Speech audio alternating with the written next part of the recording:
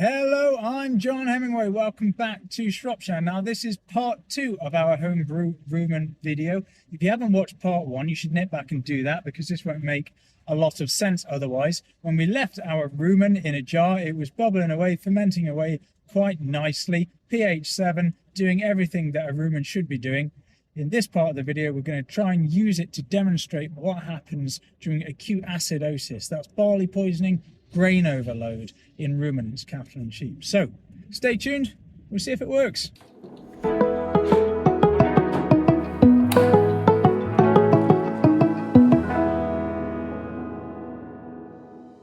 Okay, so welcome back. Let's just recap what we did in the last video. We cut up some grass, we put it in a demijohn fermentation vessel there. In went a bit of actual rumen contents we collected from a post-mortem. We filled it up with water, we put an airlock on it, and then we left it overnight. And as if by magic, it started fermenting just like a real rumen. pH was about where we would expect a rumen to be. So now what are we doing in this video? Well, we're going to introduce a large amount of rapidly fermentable carbohydrate. This could be barley, it could be whole grains, it could be any sort of concentrate. We've got this dairy concentrate that we're going to chuck in there, and we're going to simulate this animal having gorged on a lot of rapidly fermentable carbohydrate. So in that goes, we then just need to simulate some rumen contractions in an earthquake, and we're going to pop the airlock back on that, and we'll leave it for another 24 hours and we'll see what happens. So we came back to it and it's a different sort of picture. The most noticeable thing when I had a look at this was actually the change in smell. Taking the airlock off this and having a really astringent smell to it, an acidic smell to it.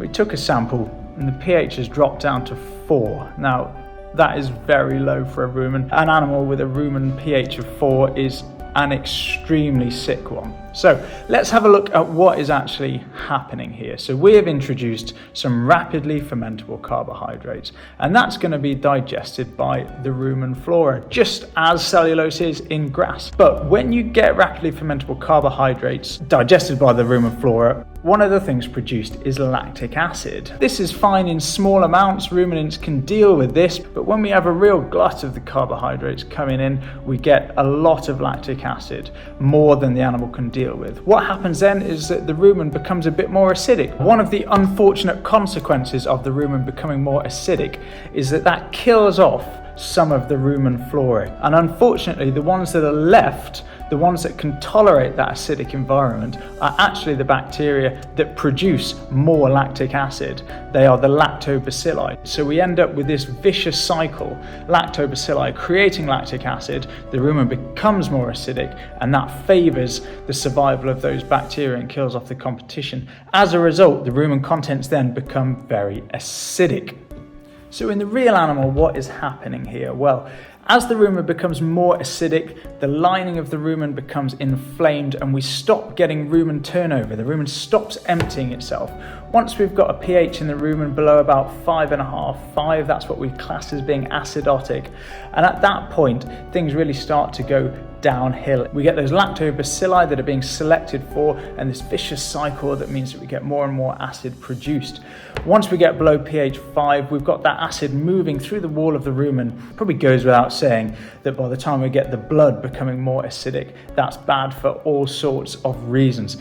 What we would do in this situation if we were trying to treat this animal is introduce alkali, of course. We'd do that with bicarbonate. We'd drench the animal with bicarbonate. We'd also make an assessment of how acidotic the animal was, put bicarbonate into a drip and get that running into the blood. So there we have it. We've successfully caused our synthetic rumen to become acidotic by putting a whole load of concentrate in there. Now, full disclosure here, because somebody is bound to point it out, that jar that we created, given enough time, would have become acidic anyway, because the normal products of cellulose metabolism are acidic, and of course the rumen in the real animal is absorbing those products in the jar they're just accumulating. So yeah, in time that rumen would have become acidic anyway, just digesting grass. But I think we've demonstrated by putting that concentrate in there how quickly we can go from a balanced pH down to a very acidic one, and demonstrated what happens when we get acidosis in a ruminant. So I hope you've enjoyed